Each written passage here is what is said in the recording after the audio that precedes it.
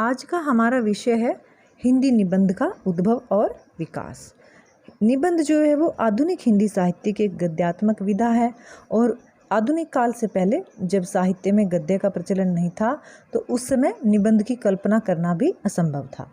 भारतेंदु युग में या उससे कुछ पहले जब हिंदी में गद्य का प्रयोग होना आरंभ हुआ तो निबंध का जो पहला रूप है वो हम लघु निबंधों और टिप्पणियों के रूप में तात्कालीन जो पत्र पत्रिकाएं थी उनमें देख सकते हैं और इसे ही हम हिंदी निबंध का प्रारंभिक रूप कह सकते हैं। हिंदी की अन्य गद्य विधाओं के समान ही हिंदी निबंध का जो विकास है वो भारतेंदु युग से ही आरंभ हुआ है और भारतेंदु जो युग था इसमें भारतीय समाज में एक नई चेतना का विकास हो रहा था। पढ़े लिखे जो लोग हैं वो अपने विचारों को, अपने निजी विचारों को स्वतंत्रतापूर्वक व्यक्त करने लगे थे और उस समय जो हिंदी में विभिन्न पत्र पत्रिकाएं प्रकाशित होने लगी थी तो लोग उनमें अपने विचारों को स्वच्छंदतापूर्वक प्रकाशित करने लगे थे। और जो उस समय जो प्रमुख जो पत्रिकाएं थी, हरिश्चंद्र पत्रिका, उदंत मार्तंड, ब्राह्मण, प्रदीप, बनारस अखबार, सार सुधा निधि आदि, तो इनमें लोगों के अपने जो विचार हैं वो विभिन्न विषयों पर वो छपते रहते थे। भारतेंदु युग के जो लेखक हैं वो विभिन्न पत्रिकाओं से सीधे जुड़े हुए थे और अनेक जो समसामयिक, राजनीतिक, सामाजिक, धार्मिक जितने भी विषय थे उन पर वे अपने जो उनके विचार हैं उन पर निबंधों के माध्यम से प्रकाश डालते रहते थे। और भारतेंदु युग के जो निबंधकार हैं उन्होंने साधारण से साधारण और गंभीर से गंभीर विषयों पर निबंधों की रचना की है। सामाजिक और राजनीतिक गतिविधियों पर स्वच्छंद रूप से अपने विचार व्यक्त करते हुए भारतेंदु और उनके समकक्ष जो लेखक थे उन्होंने हिंदी निबंध को विकास के पथ पर अग्रसर किया। और जब हम हिंदी निबंध के बारे में पढ़ रहे हैं तो सबसे पहले निबंध शब्द का अर्थ और उसकी विभिन्न परिभाषाएं जान लेते हैं। निबंध दो शब्दों के जुड़ने से बना है, नी और बंध, जिसका अर्थ है पूरी तरह से बंधा हुआ अर्थात पूर्णतया बंधा हुआ। और जो इसका शाब्दिक अर्थ है कि वह रचना जिसमें किसी विशिष्ट विषय से संबंधित तर्क संगत जो विचार हैं वो परस्पर गुथे हुए हों। यानी निबंध से अभिप्राय किसी भी वस्तु को या किसी विषय को सम्यक रूप से बांधना। अब हम इसकी परिभाषाओं की बात करते हैं तो रामचंद्र वर्मा जो एक जाने माने लेखक रहे हैं उन्होंने कहा है कि गद्य में रचित वह साहित्यिक रचना जिसमें प्रबंध रूप में विचारों का गठन हो। और हिंदी के जाने माने जो निबंधकार हैं, ललित निबंधकार आचार्य हजारी प्रसाद द्विवेदी, उनके अनुसार प्रमाणों का निबंधन ही निबंध है, यह स्वाधीनता की उपज है। और लॉर्ड बेकन जो एक पश्चिमी लेखक रहे हैं उन्होंने कहा है कि निबंध बिखराव युक्त एक चिंतन है। इसके अलावा भी अनेक विद्वानों ने निबंध की अनेक परिभाषाएं दी हैं। संस्कृत की एक बहुत ही जो प्रसिद्ध उक्ति है उस पर प्रकाश डालते हुए आचार्य रामचंद्र शुक्ल ने कहा है, गद्यम कविनाम निक्षम वदंती, अर्थात जिस तरह गद्य कवियों की कसौटी है उसी प्रकार निबंध गद्य की कसौटी है।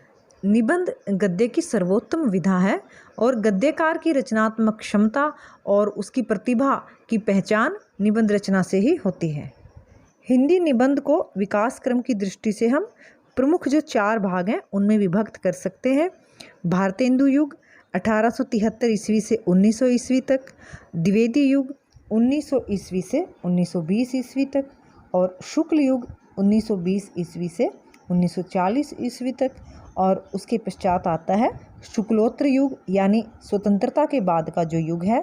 आचार्य शुक्ल के निबंध लेखन के पश्चात के जो लेखक हैं उन्होंने जो निबंध रचनाएं की हैं, भारत की स्वतंत्रता के बाद का युग 1950 के बाद का युग इसमें आ जाता है। हिंदी निबंध लेखन के विकास की जब हम बात करते हैं तो एक प्रश्न ये भी आता है कि हिंदी का पहला निबंध और पहला निबंधकार किसे माना जाए।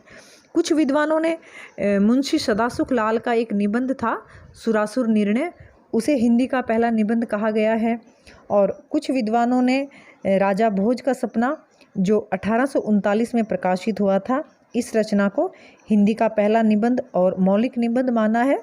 लेकिन ज़्यादातर जो विद्वान हैं वो भारतेंदु युग को ही हिंदी निबंध की विकास यात्रा का प्रारंभिक चरण मानते हैं। इससे पूर्व के जो लेखकों की रचनाएं हैं उनमें निबंध के गुण उपलब्ध नहीं थे, इसलिए भारतेंदु के निबंध ही हिंदी के प्राथमिक निबंध कहे जा सकते हैं और भारतेंदु हरिश्चंद्र को ही हम हिंदी का पहला निबंधकार मानते हैं। भारतेंदु ने हिंदी गद्य की अनेक विधाओं का न केवल सूत्रपात किया बल्कि उन्हें पल्लवित करने का श्रेय भी उन्हें ही प्राप्त है। भारतेंदु युग में भारतेंदु के अलावा अन्य जो निबंधकार थे और उनके जो निबंध थे उनके बारे में पढ़ते हैं। भारतेंदु हरिश्चंद्र ने अनेक निबंध लिखे हैं जिनमें खुशी, त्योहार, भारतवर्ष, एक अपूर्व स्वप्न, बंग भाषा की कविता, कुछ आप बीती कुछ जग बीती और सरयू पार की यात्रा आदि। भारतेंदु के जो निबंध हैं वो विषय और शैली की दृष्टि से विविधतापूर्ण है।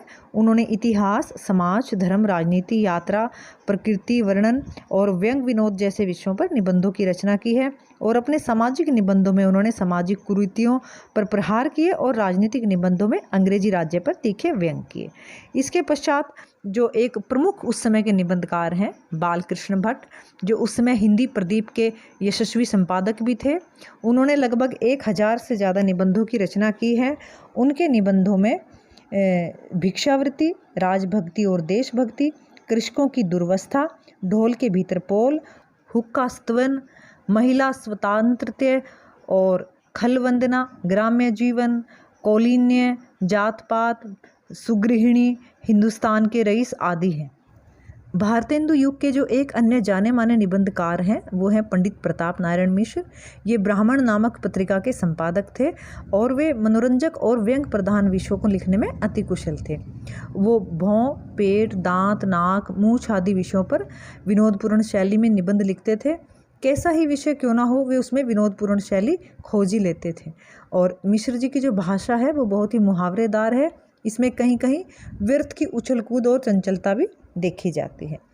और इसके अलावा श्री बद्री नारायण चौधरी प्रेमधन आनंद कादम्बनी नामक जो उस समय एक मासिक पत्रिका थी उसके संपादक थे और भारतेंदु हरिश्चंद्र के बहुत ही घनिष्ठ मित्रों में से एक थे।